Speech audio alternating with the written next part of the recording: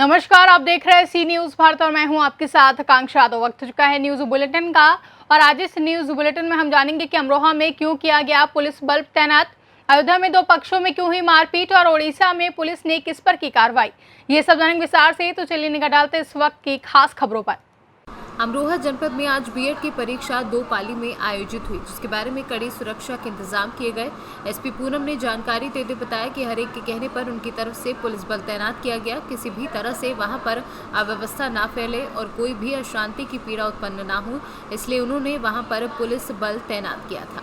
आज जनपद अमरोहा में 11 परीक्षा केंद्रों पर बीएड की प्रवेश परीक्षा कराई जा रही है, जिसमें सभी जगह ड्यूटी लगाई गई है। 5300 टोटल अभ्यर्थी हैं। 2 शिफ्ट में यह परीक्षा है, जो सुबह 9 से 12 बजे तक और द्वितीय जो पाली है वो है 2 से 5 बजे तक।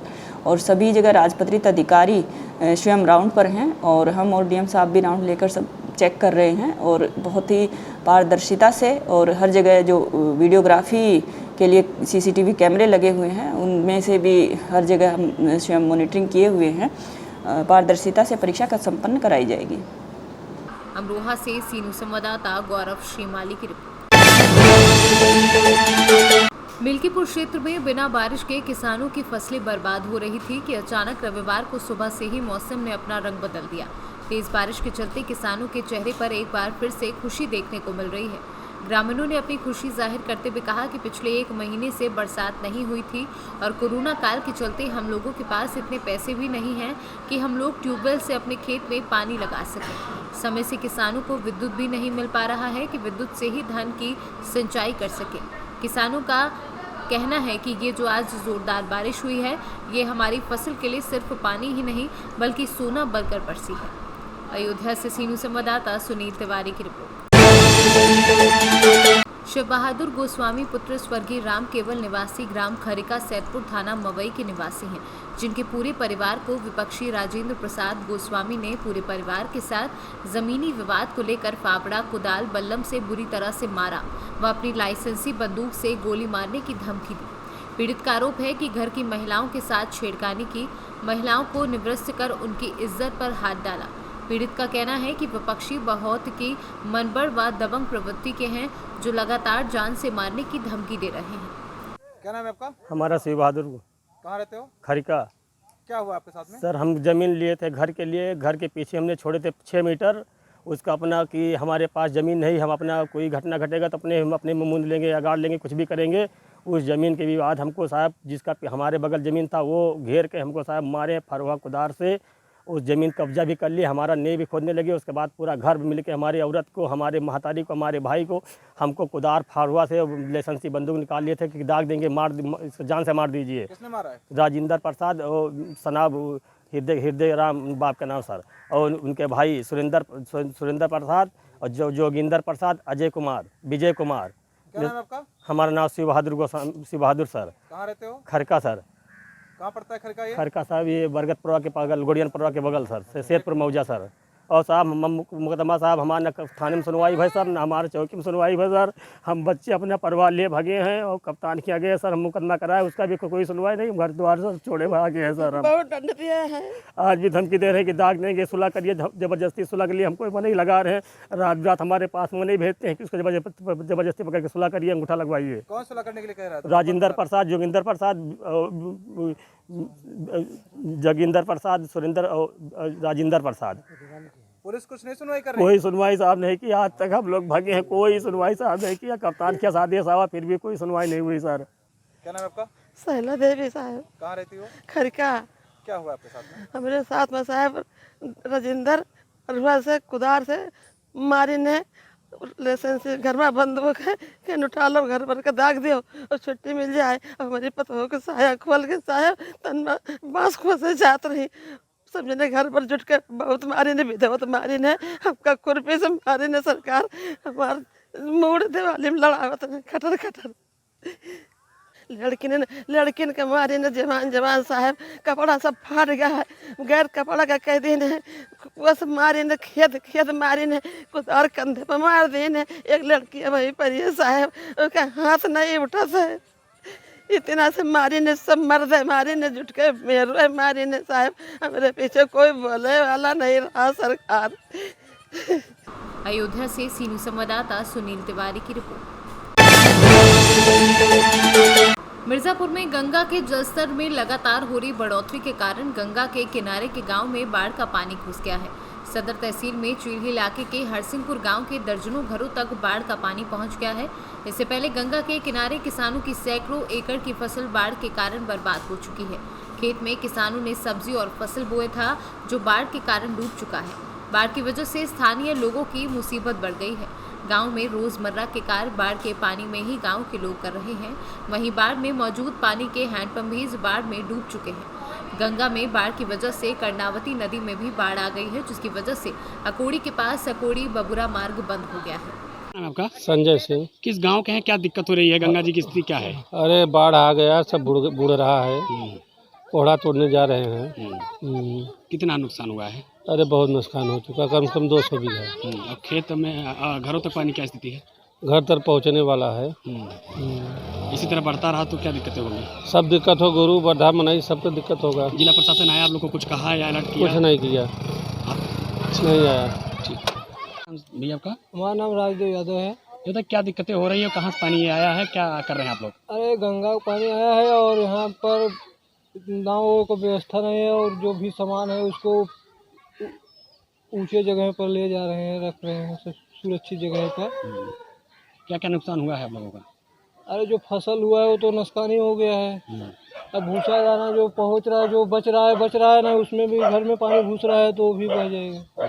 क्या चाहते हैं आप लोग जिला प्रशासन से? एक नाव की व्यवस्था हो जाए तो अच्छा है, सामान निकालने के लिए। सामान निकालने के लिए। कोई जिला प्रशासन का आया आप लोग को अलर्ट किया या नहीं, अभी तक कोई आया नहीं ना, कोई सोचना है। आपका? विंध्यवासिनी शर्मा। विंध्यवासिनी बताइए, कौन सा पानी है और क्या दिक्कतें हो रही हैं आप लोगों को? क्या क्या नुकसान हुआ है? कहाँ पानी पहुँचा है? सर दिक्कत ये है कि बाढ़ 2 दिन से बढ़ रही है, ठीक है, और सब्जी उब्जी नुकसान, बहुत ज़्यादा फसलें नुकसान हुए, घर में पानी घुस गया है। गाय गोरू को भी बहुत ज़्यादा दिक्कत हो रही है। इसी तरह पानी बढ़ता रहा तो क्या दिक्कतें होंगी? इसी तरह अगर पानी बढ़ा तो बहुत ज़्यादा दिक्कत आ जाएगी, ठीक है, रहने के लिए भी सुविधा नहीं रहेगा। प्लान करने मजबूर होंगे। तो कभी इधर जिला प्रशासन या कोई अधिकारी कर्मचारी आया आप लोग को अलर्ट करने? क्या नहीं, अभी तो कोई प्रशासन यहाँ पर नहीं आया, कोई भी। तो क्या मांग करते हैं आप लोग? भाई हम यही चाहते हैं कि प्रशासन कुछ सुविधा दे यहाँ पर, और क्या।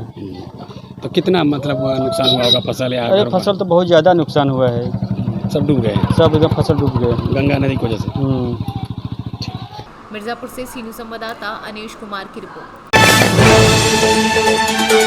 जिला नवरंगपुर ब्लॉक के कोसा गुमना में पुलिस और आबकारी के साथ छापेमारी के दौरान पुलिस ने शराब और एक अभियुक्त को गिरफ्तार करने में सफलता हासिल की है, जिसके पास से पुलिस ने 30 लीटर देशी शराब और करीब 1200 लीटर शराब जब्त की है। उड़ीसा से सीनू संवाददाता मोहम्मद गुफरान की रिपोर्ट। जिला इटावा थाना बड़पुरा ग्राम पंचायत गाती में श्रावण मास में शिव भक्तों ने कुछ पौधे लगाए। यहाँ बहुत पुराना प्राचीन एक शिव मंदिर है, जिसमें बहुत पुरानी गुफा है, जिसमें संत तपस्या करते थे। बताया जाता है कि यहाँ श्रावण में दर्शन करना बहुत ही शुभ होता है। आज आपने वृक्षारोपण किया, इसके बारे में बताएंगे कुछ? हाँ, गाती मंदिर है, वहाँ पे हम लोग ने श्रावण के महीने में पेड़ लगाए हैं बहुत सारे। किस किस के पेड़ लगाए हैं? एक अशोक का, बेलपत्री का, और लगा रहे थे। गाती में हम लोग श्रावण मास के पवित्र माह में वृक्षारोपण कार्यक्रम कर रहे हैं। इसमें हम लोगों ने बहुत सारे प्रकार के पेड़ लगाए हैं, जैसे कि एक अशोक का, बरगद का, बेलपत्री का इत्यादि। बहुत इटावा से सीनू संवाददाता सत्यदेव शर्मा की रिपोर्ट। ग्वालियर में 501 पौधारोपण कर ग्वालियर के फेफड़े जन अभियान की शुरुआत की गई है। सिद्धेश्वर मंदिर प्रांगण में लगेंगे 501 पौधे। न्यायाधिपति आनंद पाठक के मुख्य अतिथि ग्वालियर के फेफड़े संस्था ने प्रेस वार्ता कर विस्तार से जानकारी दी। एडवोकेट हूँ। तिगरा का जो कैचमेंट है, पूरे ग्वालियर को पानी सप्लाई करते हैं तिगरा जलाशय से। हर साल हम सुनते हैं कि तिगरा में पानी ख़त्म हो रहा है, ग्वालियर को पानी नहीं मिल पाएगा, और कई बार ये पानी लिफ्ट करके भी तिगरा को लाना पड़ा।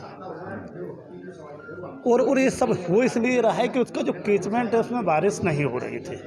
और बारिश इसलिए नहीं हो रही थी कि वहाँ 1 लाख हेक्टेयर वन क्षेत्र ही ख़त्म हो गया। जो प्रजाति के पेड़ पाए जाते थे वो वहाँ ख़त्म हो गए। तो हम ग्वालियर के नागरिकों ने तय किया कि हम ऐसा अभियान चलाएंगे कि वहाँ 50 लाख पेड़ 20 लाख पेड़ उस वन क्षेत्र में लगाने का एक अभियान हमने लिया है पूरे 5 साल में। और अभी अगस्त माह तक 50,000 पेड़ लगाने का हमने अभियान लिया है। और इसके तहत कल 501 पेड़ सिद्धेश्वर हनुमान मंदिर पर हम माननीय न्यायमूर्ति आनंद पाठक साहब के मुख्य आतिथ्य में लगाने जा रहे हैं। इसकी देखरेख बताएं कैसे होगी, देखरेख कैसे करेंगे? एक तो जहाँ भी हम पेड़ लगाएंगे वो बाउंड्री वाला होगा या कटीले तारों से घिरा होगा, साथ ही वहाँ पानी का पर्याप्त इंतजाम होगा, साथ में माली होगा। शॉर्ट बताइए काय के पेड़ लगा रहे हैं? अभी जो पेड़ हम लगाने जा रहे हैं उसमें पीपल है, बरगद है, आम है, नींबू है, बेलपत्र है, ऐसे पेड़ हमने लगाए। Sir thank you. ग्वालियर से सी न्यूज़ संवाददाता योगेश हसारिया की रिपोर्ट। आज ज्योतिरादित्य सिंधिया बाढ़ प्रभावित क्षेत्रों का दौरा करने के लिए ग्वालियर पधारे। फेयर में प्रवेश करते ही सर्वप्रथम रात्रि 12:30 बजे स्मार्ट सिटी कंट्रोल रूम पर प्रभारी मंत्री तुलसी सिलावट, ऊर्जा मंत्री प्रद्युम्न सिंह तोमर, जिलाध्यक्ष कमल मखीजानी और भारतीय जन सेवा संगठन के जिला संयोजक एवं वरिष्ठ भाजपा नेता Mohan Singh Rathore, commissioner Gwalior, IG Gwalior, collector Gwalior, SP Gwalior, commissioner नगर निगम, सीओ जिला पंचायत, सीओ स्मार्ट सिटी एवं अन्य वरिष्ठ अधिकारियों के साथ बैठक कर ग्वालियर चंबल संभाग के सभी जिलों में बाढ़ से उत्पन्न स्थिति तथा धन एवं जनहानि का आकलन किया। जिस तरीके से तबाही हुई है उसमें क्या प्रधानमंत्री और केंद्रीय गृह मंत्री से आपकी कोई वार्तालाप हुई है जिसमें उन्होंने राहत या रिलीफ के लिए कुछ? नहीं, हमारी पूरी मॉनिटरिंग पिछले 1 हफ्ते से जब से ये प्राकृतिक प्रकोप आया है, केंद्र सरकार, राज्य सरकार दोनों मिलके कार्य कर रहे हैं। मेरी चर्चा रात के 2 बजे तक मुख्यमंत्री जी के साथ रोज हो रही है। दिल्ली में गृह मंत्री जी के साथ, रक्षा मंत्री के साथ, सभी के साथ, प्रधानमंत्री जी के साथ चर्चा हो रही है। कल ही हमारी मुलाकात हुई, प्रधानमंत्री जी स्वयं बड़े चिंतित हैं और ये पिछले 40 साल में ऐसी तबाही हमारे ग्वालियर चंबल क्षेत्र में हमें देखने को नहीं मिली। जहां जान माल, पुल, सड़क, हर तरीके से सभी क्षेत्रों में इतनी हानि हुई है और इसलिए केवल प्रदेश की डिज़ास्टर रिलीफ फोर्स केवल नहीं, लेकिन केंद्र सरकार से भी एनडीआरएफ की फोर्स भेजी है, आर्मी को भी हमने भेजा है। पहले हमने करीब 6 उड़न खटोले भेजे थे, पर बुरे मौसम के आधार पर वो उड़ नहीं पाए, 2 दिन बाद उड़ पाए। और कुल मिलाकर करीब 15-20 हज़ार लोगों की जान बची है और कई लोगों ने, प्रशासन के लोगों ने भी अपने जान को हथेली पर डालकर लोगों की जान बचाने के लिए कोशिश की है। आज भी मैंने कल रात को, जैसे आप लोगों को मालूम है, 12:30 बजे रात तक, 1:45 बजे तक मेरी मीटिंग चली प्रशासन के साथ और मैंने कहा है कि एक मॉनिटरिंग सिस्टम होनी चाहिए, जहां एक मूल्यांकन होनी चाहिए कि कहां मौसम ख़राब होने वाला है और वहां बांधों की क्या स्थिति है, ताकि एडवांस वार्निंग हम लोग जनता को भी दे पाएँ और हमारे प्रशासन का अमला भी वहाँ पहले से पहुँच पाए। उसी के साथ जिन लोगों को हानि हुई है, अनाज की, घरों की, पशुओं की, फसल की, उसका भी आकलन होना चाहिए। जल्द से जल्द जो रिलीफ कैंप्स ऑलरेडी सेटअप हो चुके हैं, उसी के साथ साथ लोगों को खान पान, अनाज पहुँचाने की मुहिम शुरुआत जल्द से जल्द होनी चाहिए। आज ही मैंने करीब 10 ट्रक्स को रवाना किए हैं, कल भी ट्रक्स रवाना हुए थे, प्रभारी मंत्री जी ने भी रवाना किए हैं, तो उस पर हमारा कंसंट्रेशन होना चाहिए। और तीसरी पहल होगी कि जो जान माल और शासकीय अधोसंरचना की हानि हुई है उसकी भरपाई हम लोग कैसे करें, पहले मूल्यांकन हो और उसकी भरपाई कैसे हो। तो इन 3 पहलुओं पर हम लोग काम कर रहे हैं और मैं शाम को भी आके सभी लोगों से चर्चा करूँगा। चलिए। ग्वालियर से सी न्यूज़ संवाददाता योगेश हसारिया की रिपोर्ट। फिलहाल के लिए न्यूज बुलेटिन में बस इतना ही। देश और दुनिया की तमाम बड़ी खबरों के लिए देखते रहें सी न्यूज़ भारत।